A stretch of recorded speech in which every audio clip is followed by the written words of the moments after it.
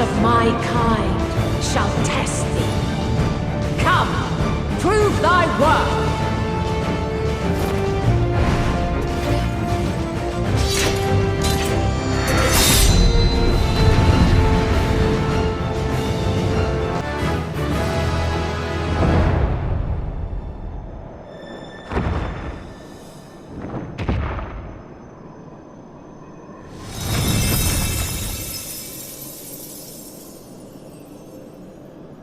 At last, man has the strength to...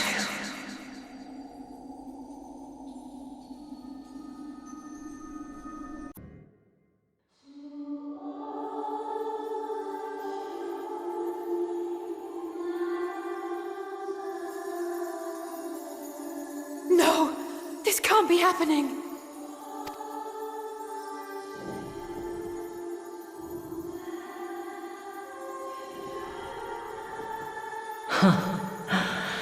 Though my power is in constant flux, I have always kept a reserve for this very moment. It was a true test of your prowess. You have done well. There is one thing I must ask. By sundering the world into 14 shards, the ether of all living beings too was divided. This reduction would in theory allow us to more easily interact with Dynamis. Having seen mankind brought to the very precipice of extinction, you wished for us to develop a means to overcome despair. You believed we had the potential, and sundered all creation to see it fulfilled, to deliver us to that swirling maelstrom of Dynamis in which our foe hides, and grant us the power to defeat her once and for all. Is this not true? It is as thou sayest. 'Twas the trial to which I subjected mankind, and it hath led to untold bloodshed and suffering. There was no kindness, nor justice in the tragedy I wrought. When confronted with the almighty Zodiac, my only recourse was rend him and the world asunder, that his power be diminished for a time.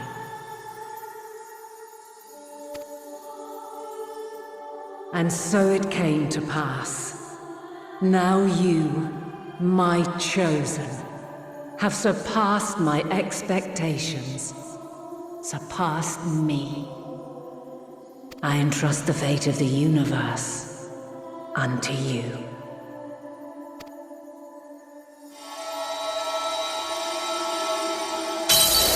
This crystal contains the memory of Meteion's passage through the stars. Deliver it unto the Loperids. They will guide you to her.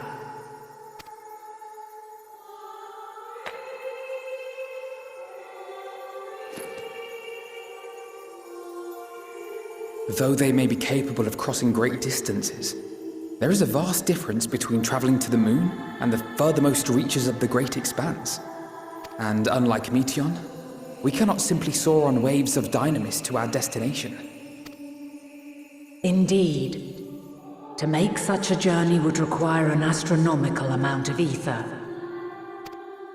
But a solution lieth close at hand.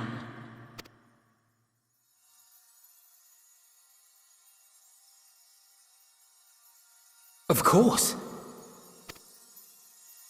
Yes, my child. Ever since I became the will of the star, the ether drawn here had slowly crystallized. They who have answered my call know it well. While I have remained hidden, it hath become the embodiment of the planet's will in my place. A faceless, omnipotent force of nature. The Mother Crystal, our final hope.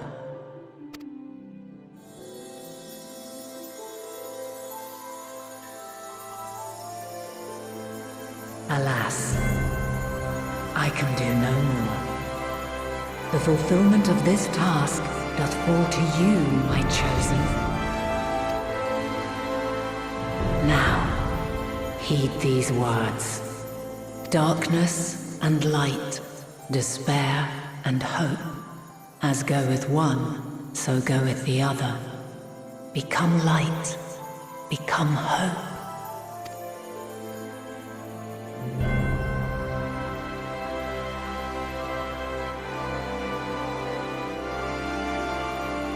I have a gift for thee.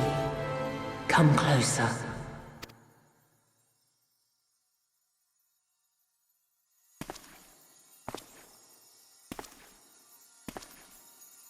Long have I searched for a means to safeguard the future of this star. Though I knew failure after failure, by recalling thy tales and my promise to thee, I found the strength to carry on. Though the world is ever changing, thy thirst for adventure hath never waned. Thine unshakable resolve never ceases to amaze, to inspire. As a mark of my gratitude, I bestow this final gift. Thou dost possess the crystal of Azum, yes?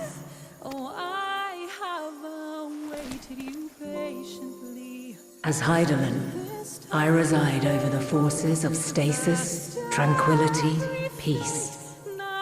The laws which impart stability to existence itself. I will weave this self-same power into the crystal, granting thee mastery over matter, to give form to the formless. Use it wisely, or it will not last indefinitely. As thou hast seen on thy journey through the ethereal sea, souls are drawn to thee. Mayhap this trait will prove to be a boon rather than a hindrance.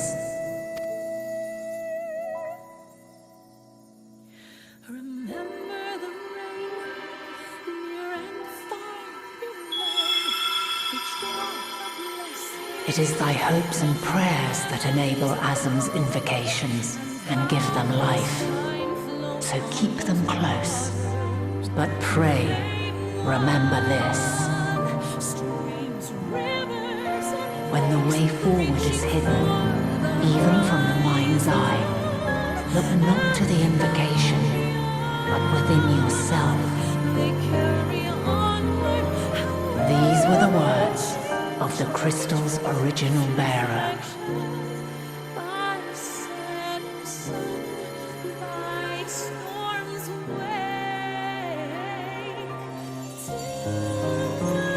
With that, my work is finished. Fulfill our promise. Right the wrongs committed when the world was yet whole. Silence the song of oblivion. Teach her a brighter melody. Show her our journey is far from over.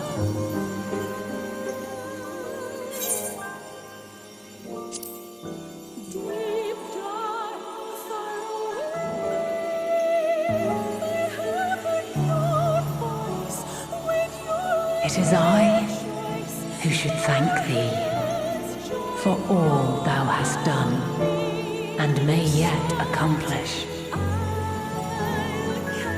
Long after I have gone, though not even my soul remaineth, my love will be with you forever, my dearest children.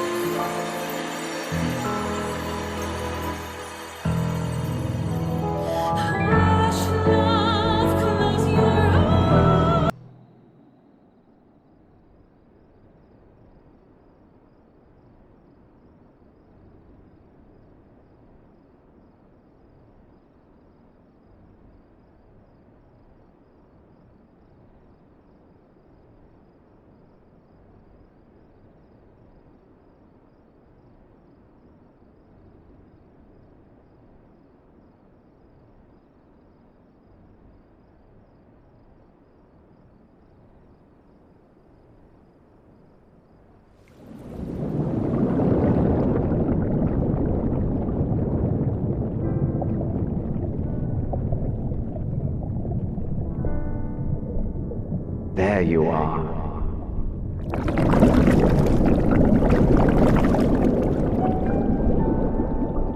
Some time, indeed, yes. For you, at least.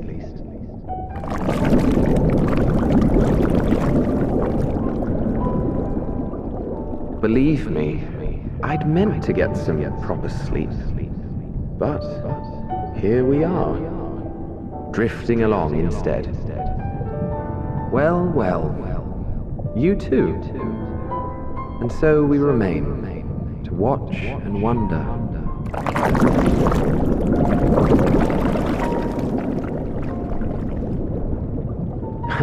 Yes, indeed. To begin, we first must see the end.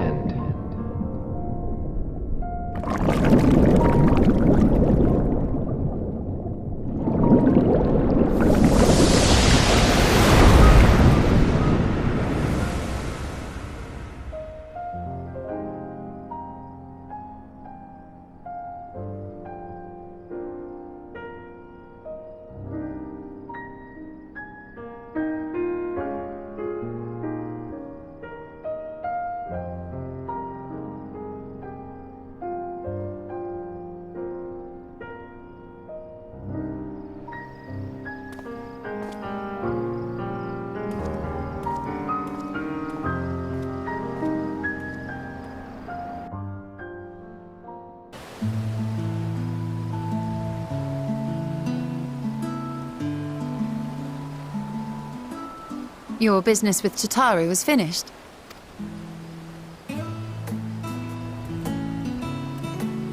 My, what a thoughtful surprise. Whatever would we do without her?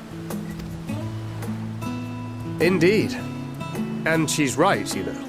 It hasn't been all doom and gloom. Feels like a lifetime ago that Master Louis Soir gathered us together to form the Circle of Knowing.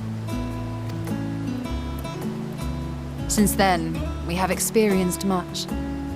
But rather than feeling wiser, the more I learn, the more I find my knowledge lacking. Forsooth. As a student, vainly did I believe that I held the secrets of creation in my grasp. Yet that which I had seized was but an insignificant sliver of what awaited in the wider world.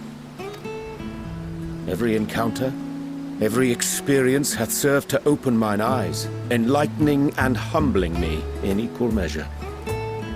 Even from those whom I called enemies have I learned many a valuable lesson. What will we learn at the edge of the universe, I wonder?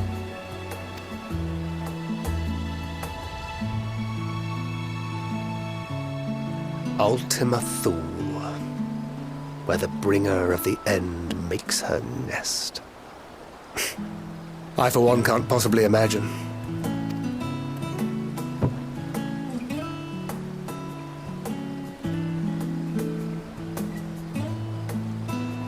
But whatever awaits us there, we will survive.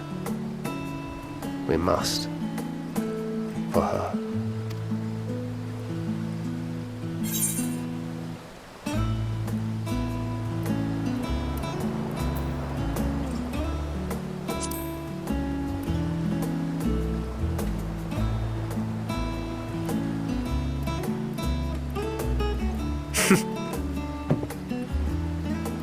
Gods, it feels like only yesterday that we went on that mission to Drybone. We've both changed much since then, have we not?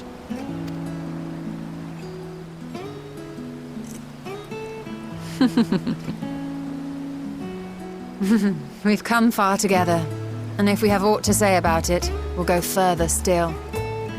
Aye, we will avert this calamity and return home. In preparation for which, we must give thought to what we hope to achieve after the proverbial dust has settled. What with the primals and Ascians all but dealt with, I suppose we'll need to look for new hobbies. In all seriousness, though. In uniting to overcome a common foe, the disparate peoples of the world have found a way forward together. It's a truly gratifying sight to see. Indeed. Though it was many years in the making, we have successfully set in motion the gears of fundamental change. With this, we have fulfilled our humble role as a symbol of hope. And I dare say it is time to bow out. After all, there is no shortage of hands to bear the torch in our stead.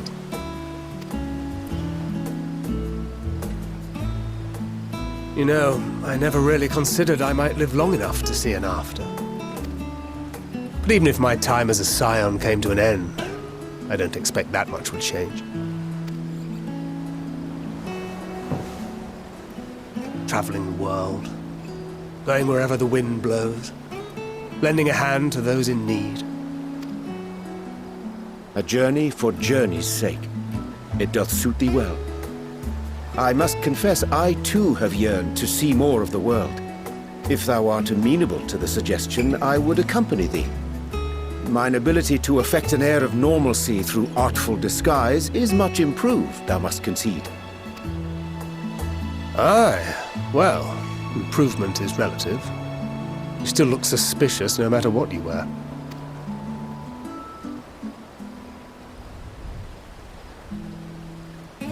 What of you, Ishtola? Any grand plans? Why, continue my quest for knowledge, naturally. To begin with, I wish to know the state of the reflections, to which end I must find a means to travel between worlds. 'Tis the least I must do if I am to keep my promise.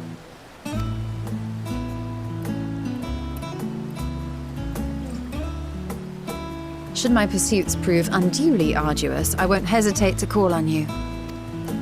And in return, I will take you to see Reen one day. I'm sure you cannot wait to see the fine young woman she has become. Spare me.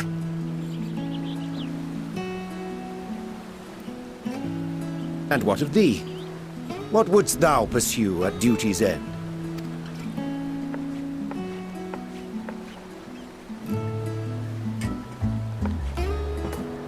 Here's yours. My apologies for the wait.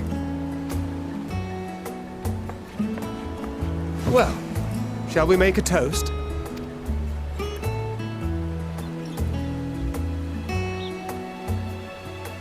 To victory. To our comrades. To the future of the star.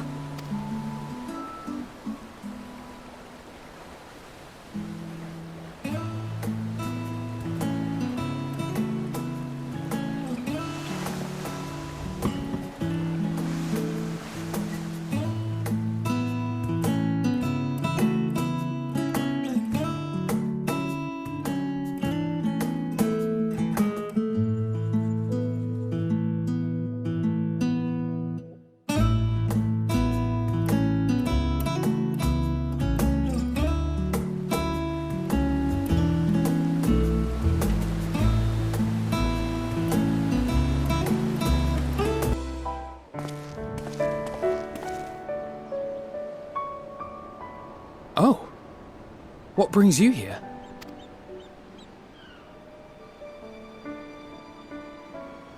Ah, so you were worried that the Levier household might again be gripped by turmoil. All is well, I assure you. In my letters home, I had made mention of Estinian, you see. My mother wished to meet the legend in person, and so we arranged to have a spot of tea together. Where were you in my hour of need? Fell beasts I can face, but I'm not made for idle chit-chat with lords and ladies. Well, I for one thought you held your own. Mother was the picture of delight. I might have been delighted myself, were we in a tavern with more agreeable drink. The thought of fleeing crossed my mind, but what then? I'd never hear the end of it, least of all from Tataru. I'm sorry. 'Twas not my intent to cause you such distress. It's just... it was one of the things I didn't want to leave undone ere we set forth. That's not to say I think we won't be returning. Yet, given what lies ahead, I did not wish to leave for later that which I could do today. After all, tomorrow is never promised. It's fine. Not like I had better things to do. Besides, seeing you with your mother brought back fond memories of my own. Be we rich or poor, family is family. Well, it's past time we were on our way.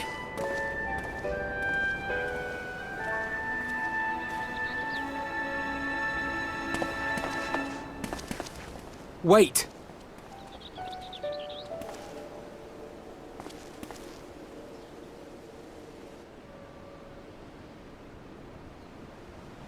Since I left home, I've made a great many mistakes.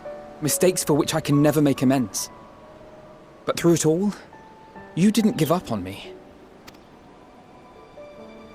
To have returned here with you at my side, it means more to me than you know.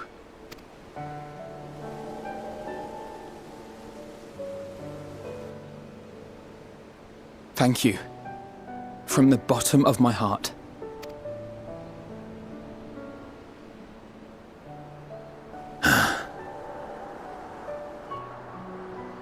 Forgive me, but it needed to be said. I'm the one who owes you thanks. Were it not for you, I would not be alive today, nor come to terms with Nidhogg's spirit. I am ever grateful.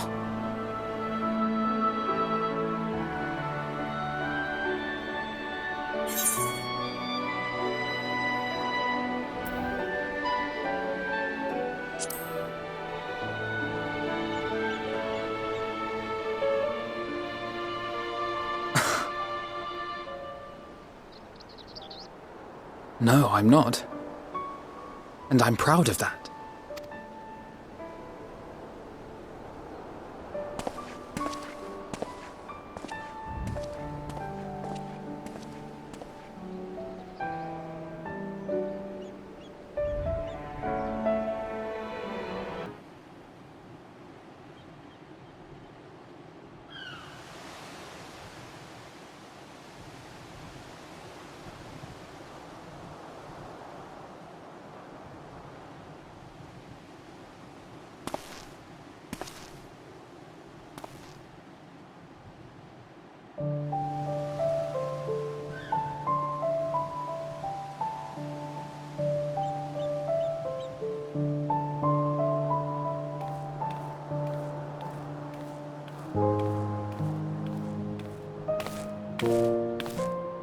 Oh!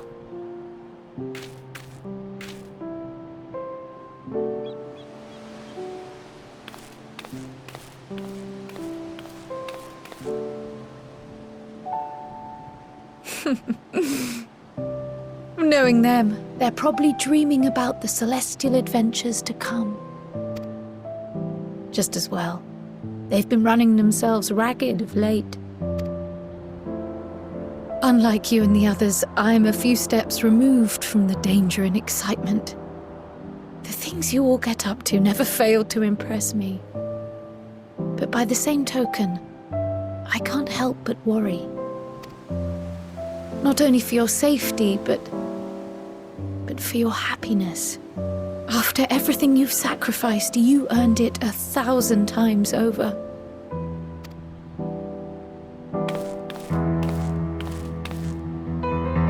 From the simple pleasures of tucking into a hearty meal or collapsing into a comfortable bed, to the grand triumphs of visiting legendary lands or finding true love, you deserve all the joy in the world.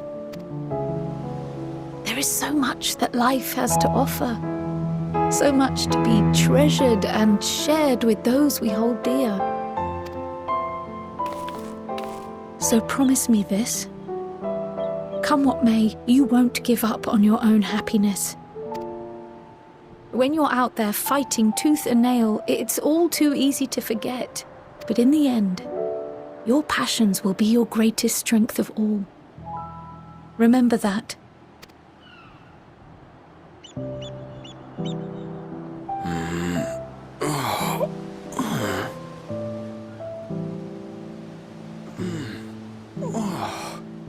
This feels familiar.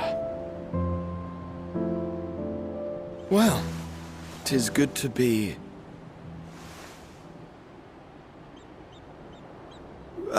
wait! What are you... What am I... Gods, don't tell me I fell asleep. Not that there's any shame in it, but you were sleeping like babies. Oh, how embarrassing.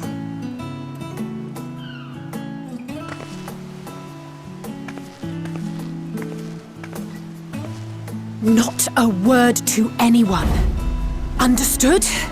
Not one word.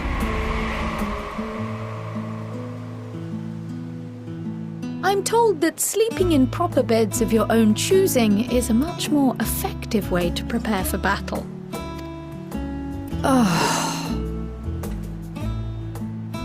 So, what were the two of you doing here? I had a few books to return to the library.